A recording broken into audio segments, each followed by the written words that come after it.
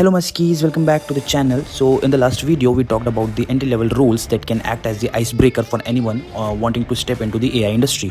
If you haven't watched that video yet, make sure to check it out. In today's video we will dive deeper into those roles and explore the key tools and skills you need to upskill and prepare yourself for them. So let's get started. So in the last video we have already talked about certain different roles that could be the icebreakers for the new people, for the people who don't have any AI experience in the industry, and among them one of the major role is of data analyst. So data analyst is for those people who are working as the consultant, senior consultant in the big four or in the MBB or in any type of company. Basically the main role of these type of people is to figure out the certain pattern in the data and do some reporting and dashboarding. So we will resonate about this thing only in this video. So let's move to the very first thing, very essential thing that a data analyst must know. So the very first thing is mathematics. Mathematics is the heart of AI ML. Like as you all know that ML is certain set of the equations that we are trying to satisfy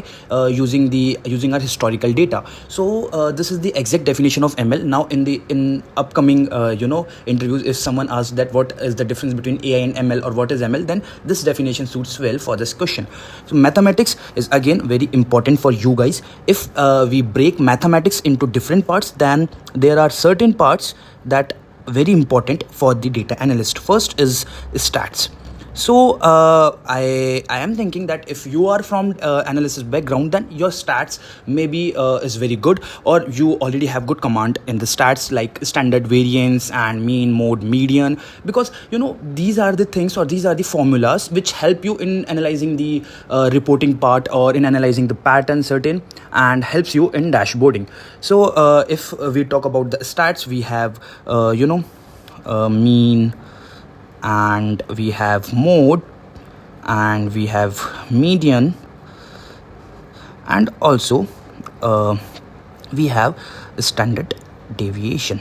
Okay, so these are the topic which you can learn from point of view of mathematics. And again, one more important topic for the mathematics for data analyst is probability.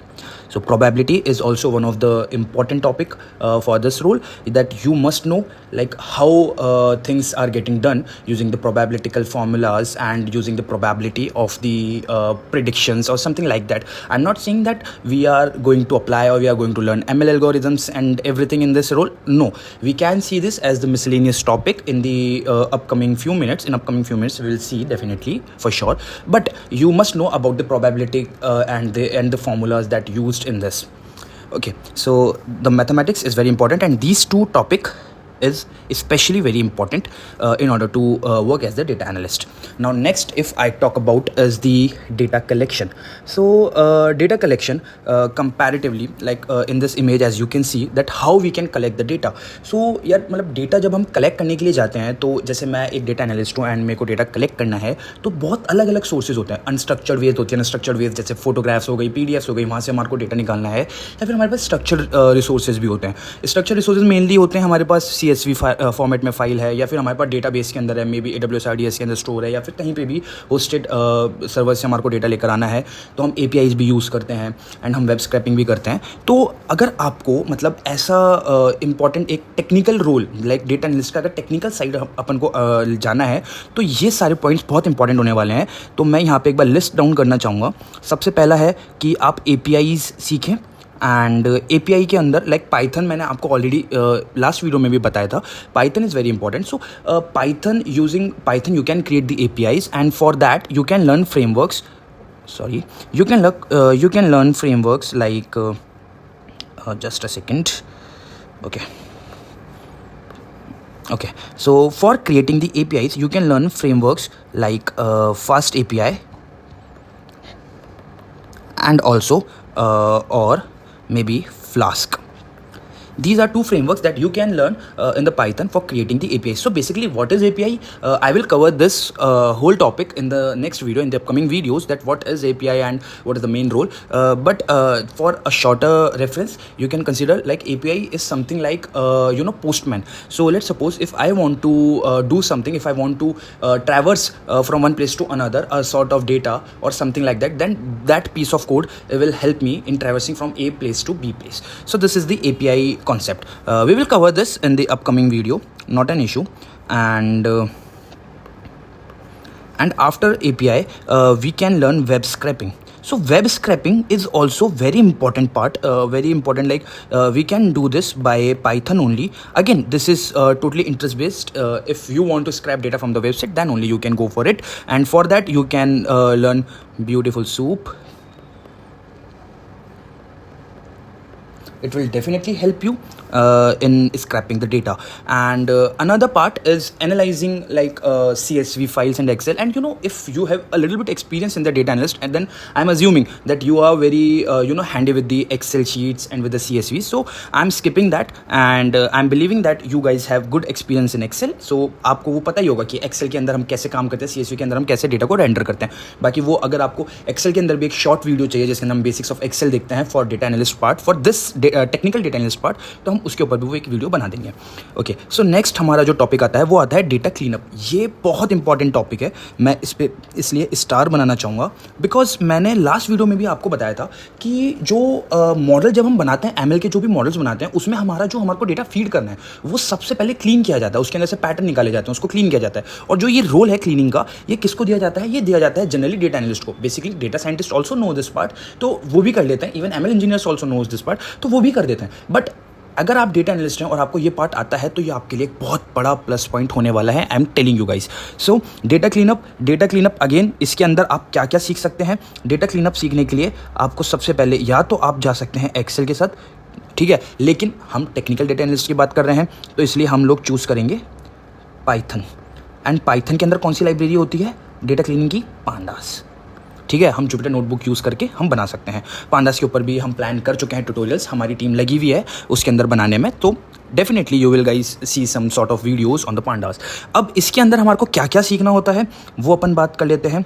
तो जो सबसे पहली चीज़ जो हमारे को सीखनी है वो सीखनी है कि जैसे मिसिंग डेटा को कैसे हैंडल किया जाता है. जैसे मान लो मेरे को ये फिगर आउट करना है कि पिछले लेट्स सपोज मेरे को ये देखना है कि जनवरी के अंदर मेरा कितना रिवेन्यू था टूल का. अब जनवरी का रिवेन्यू तो हमने कैलकुलेट कर लिया, लेकिन बाय एनी चांस फैब का जो रिवेन्यू था उसके अंदर से जो हम कंपोनेंट्स जो रेवेन्यू बनाते थे उसमें से एक दो कंपोनेंट मिसिंग है, तो फैब का रेवेन्यू इसलिए बहुत कम आ रहा है. तो अब उन कंपोनेंट्स को कैसे हैंडल करना है, या फिर हमारे को एक्स यानी इनपुट के बेसिस पे हमारे को कुछ आउटपुट प्रेडिक्ट करना है हमारे ML मॉडल पे, लेकिन हमारे हिस्टोरिकल डेटा में जो कुछ इनपुट ऐसे हैं जिनके करस्पॉन्ड कुछ आउटपुट है ही नहीं, तो उसको हमारे को कैसे हैंडल करना है. इसकी डिफरेंट टेक्निक्स होती हैं जो हम आगे ML की जो ट्यूटोरियल्स हैं उसके अंदर हम कवर करने वाले हैं. ओके, नेक्स्ट हमारा आ जाता है इसके अंदर डुप्लीकेट्स को रिमूव करना. ये तो आपको 110% हर केस में करना होगा.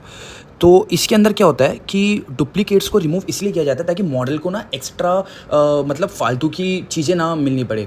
जैसे लेट सपोज एक ही चीज़ अगर आप 10 बार मॉडल को दिखाओगे ना, तो वो ओवर फिटिंग के चांसेस होते हैं. ओवर फिटिंग का मतलब क्या होता है, इसके ऊपर अपन एक अच्छे से डिस्कशन करेंगे, लेकिन एक छोटा सा मैं रेफरेंस देना चाहूँगा. ओवर फिटिंग का मतलब ये होता है कि जैसे मान लो आपने कोई ट्रेनिंग डेटा दिया मॉडल को, मॉडल ने उसके ऊपर तो 100% एक्यूरेसी या 99% 98% एक्यूरेसी दे दी, लेकिन जैसे आपने टेस्ट डेटा दिया उसके ऊपर मॉडल फेल हो गया. This is the case of over fitting. ठीक है, ये भी आप कर सकते हैं, ये भी आपको सीखना है. कर क्या सकते हैं, आपको सीखना ही है, ये तो बहुत इंपॉर्टेंट है. सेकंड होता है फाइंडिंग आउटलायर्स. सो आउटलायर्स क्या होते हैं हमारे इस केस में? आई होप आपको थोड़ा सा आइडिया होगा, लेकिन अगर आपको आइडिया नहीं है तो let me tell you guys what is outliers. Outliers का जो मेन रोल होता है, जैसे मान लो लेट सपोज मेरे पास ऐसा है कि मैं चाहता हूँ ये दिखाना कि एक पर्टिकुलर कमेंट है वो उसका कैसा, यूज़र का जो उसके अंदर फीलिंग है वो कैसा है. यूज़र की फीलिंग थोड़ी अच्छी है, हैप्पी फीलिंग है, सैड फीलिंग है, या फिर स्ट्रॉन्ग फीलिंग है, ऐसे करके. ठीक है, लेट सपोज मेरे पास अब 3 इसके अंदर वो आ गए, आउटपुट आ गए कि एक तो हैप्पी है, एक सैड है और एक स्ट्रॉन्ग है. ठीक है, अब मेरा जो ट्रेनिंग डेटा है उसके अंदर जो सैड फीलिंग है उसके करस्पॉन्ड जितने भी इनपुट हैं वो मेरे पास है बहुत कम. तो वो एक केस हो गया आउटलायर. वो एक आउटलायर है हमारे डेटा सेट के अंदर, क्योंकि एक क्लास के लिए हमारे पास बहुत कम डेटा है, तो we can consider that class is outlier. इस आउटलायर को कैसे हैंडल करते हैं, वो भी डिफरेंट टेक्निक्स होते हैं depending on your use case, depending on your business case basically. So वो कैसे करते हैं वो भी आपको सीखना पड़ेगा. और ये हम सारे टॉपिक जो मैं आपको इस वीडियो में बता रहा हूँ वो हम आगे आने वाले अपकमिंग ट्यूटोरियल्स में कवर करने वाले हैं. डेफिनेटली आपको ये सारी वीडियोज मिलने वाली है. Just wait wait for some time.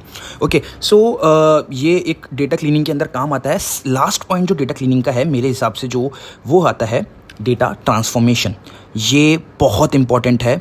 ये डेटा इंजीनियर्स जो होते हैं बेसिकली उनके लिए, आप उनसे भी पूछोगे तो उनको भी ये बहुत ही ज़्यादा इंपॉर्टेंट दिखेगा डेटा ट्रांसफॉर्मेशन का पार्ट। डेटा ट्रांसफॉर्मेशन बेसिकली क्या होता है कि जैसे लेट सपोज मेरे पास जो डेटा है उसको मेरे को, लेट सपोज डेटा मेरे पास ऐसे नहीं है कि ये इनपुट कॉलम्स हैं, ये आउटपुट कॉलम्स हैं। मेरे पास डेटा किसी और फॉर्मेट में है या मेरे पास डेटा किसी और स्ट्रक्चर्ड वे में है, तो मेरे को उसको चाहिए कि मेरे मॉडल को मैं अपने हिसाब से जो मॉडल की रिक्वायर्ड फॉर्मेट है उसके अंदर कैसे ट्रांसफॉर्म करूँ, ये आपको सीखना पड़ेगा। बेसिकली ये आप एक्सेल से भी कर सकते हैं, लेकिन I strongly recommend to do this और लर्न दिस यूजिंग पांडास। ठीक है, तो ये एक अपना एक और टॉपिक आई कैन से हो गया है। अब नेक्स्ट हमारा जो आता है वो आता है डेटा विजुअलाइजेशन। हमारे पास जगह नहीं है तो हम थोड़ा सा और इसको नीचे लेकर चलते हैं।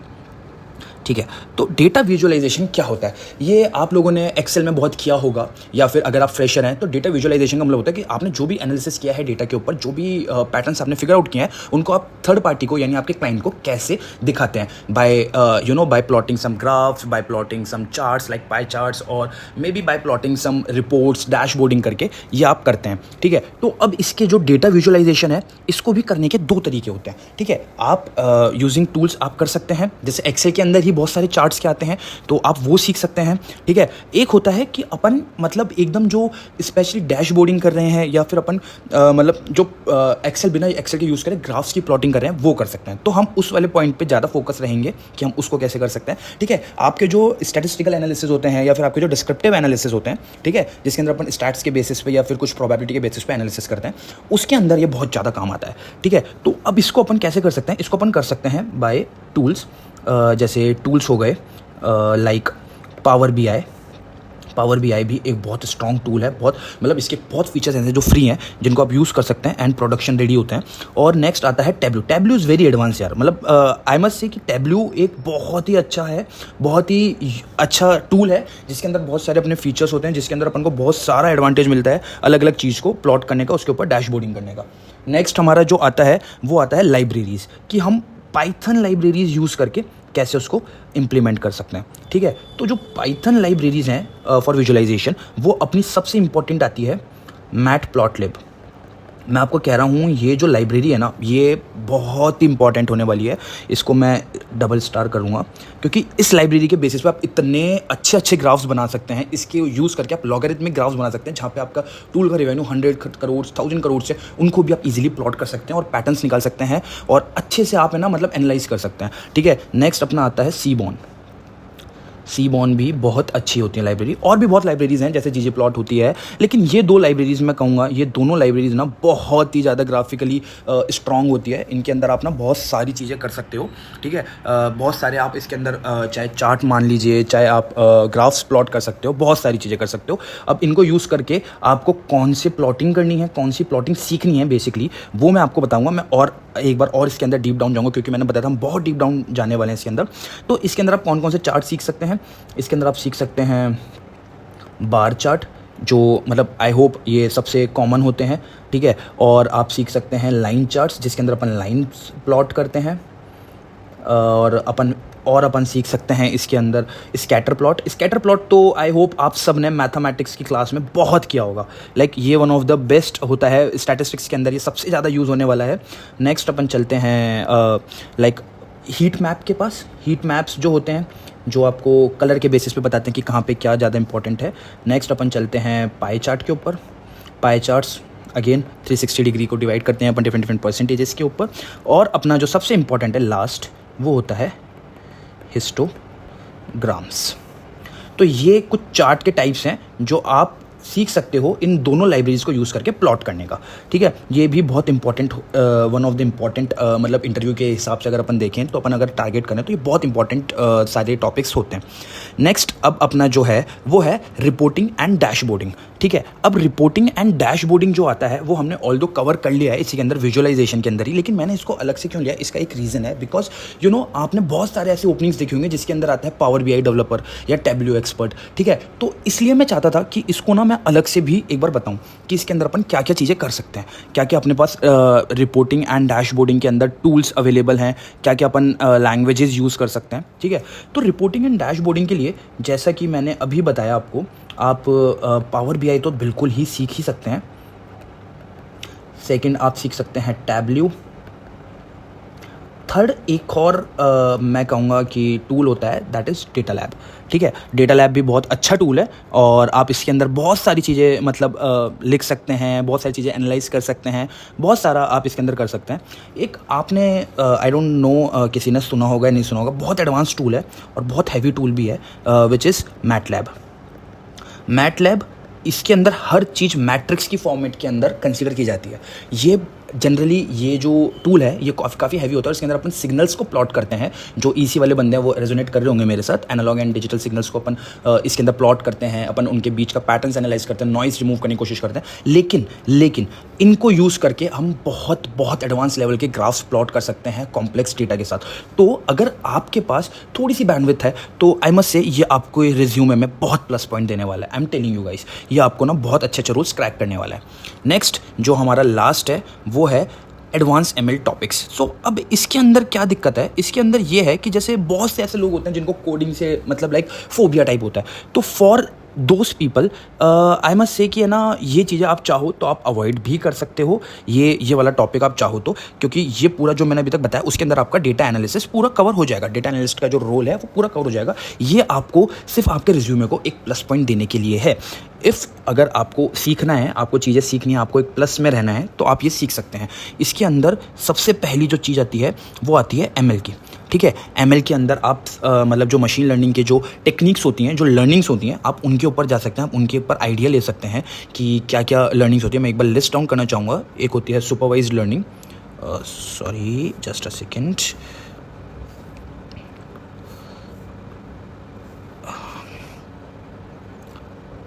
ओके, सो सुपरवाइज्ड लर्निंग, ठीक है।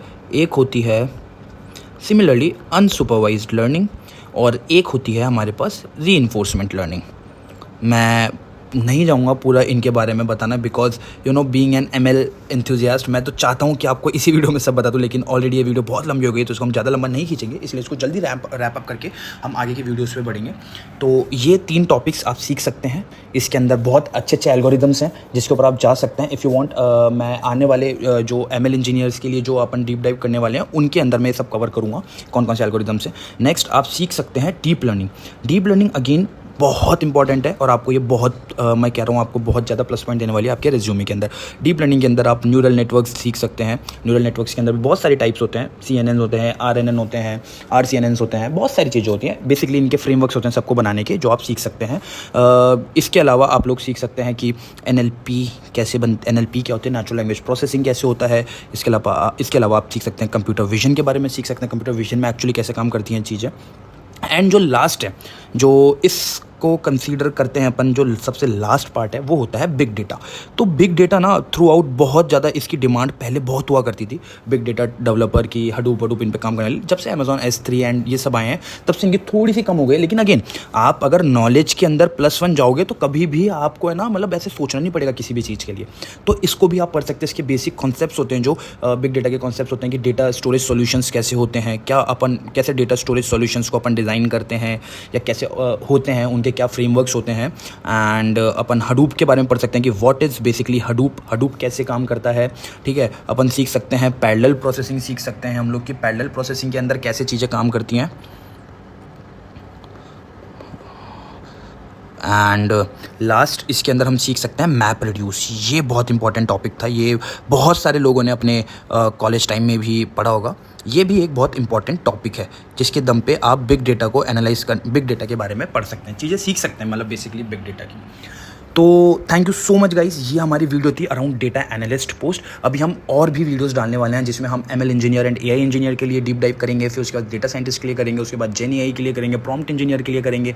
ऐसे करके हमने जो लास्ट वीडियो में जितने भी रोल्स के बारे में बात करी थी उन सब रोल्स के बारे में हम लोग 1 बाय 1 कवर करने वाले हैं। तो स्टे ट्यून, चैनल को सब्सक्राइब कर लेना और सारी वीडियोज़ देखने के बाद अगर आपको पसंद आए तो प्लीज़ लाइक दैट वीडियो और कॉमेंट करके बताएं कि आपको अब आगे क्या सीखना है या आप आगे क्या प्लान कर रहे हैं। Again thank you so much।